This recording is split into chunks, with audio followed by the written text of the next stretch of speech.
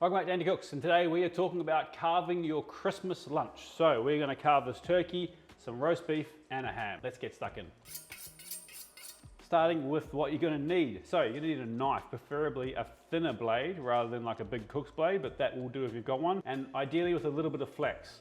Now if you don't have one of these will work just fine. Roast beef. This is a sirloin of beef, very similar if you're doing a ribeye or a cube roll or anything boneless. It's very simple. Just figure out what way the grain's going. So on a sirloin, the grains are going this way. We want to cut against them. So when you're doing roast beef, especially at Christmas, I prefer to do thinner slices over thicker ones. So you want them about half a centimeter. And I always like to carve about what you think and then serve the whole lot together. Just looks more presentable. Even if you're not thinking you're going to use it all, serve this bigger piece at the back. And then we're just going to take all this meat here and we're going to rest it up against it. And there you have it, beautifully carved roast beef. Onto the ham. All right, so carving a ham. First things first, pull all your cloves out. Then next, we're going to stand the ham up, facing down, and I'll show you at the back. There's basically the main bone that runs down here, then there's a joint, then it runs out that way. So what we're going to do is we're going to run our knife down that bone as close to the bone as we can and then come out. So straight in, find the bone and follow it down.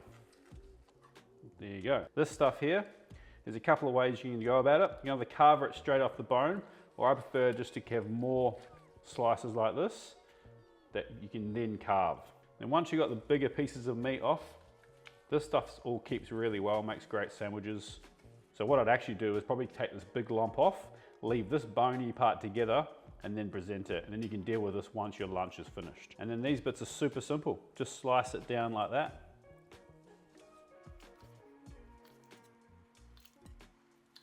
And then either onto a plate or just leave it on the board. And then this piece as well. You're gonna end up with much bigger pieces, but I'd just cut it straight down.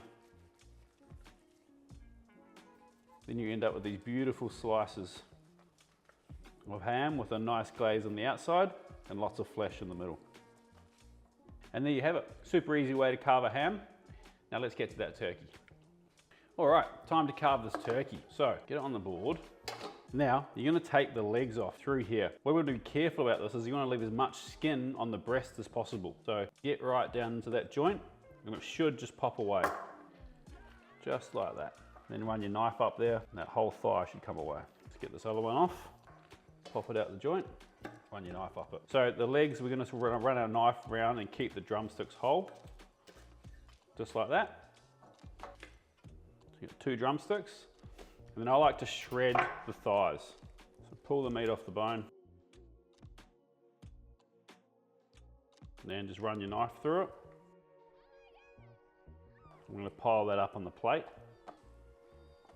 And then the crown. We're going to run our knife either side of the breastplate.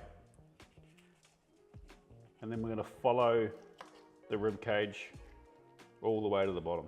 Now this turkey has been resting for like a solid 45 minutes and it's still hot to the touch in the center. Often people always say, how do I keep the meat hot? Well, if you need to, you just give it a little flash, but because that's still hot in the middle. Now you can take these wings off and serve them, but they're pretty dry to be honest, because it's a pretty small piece of meat. So I'd be saving that for your stock to go on along with your ham leg. Get this other side off. And then we simply slice the breast.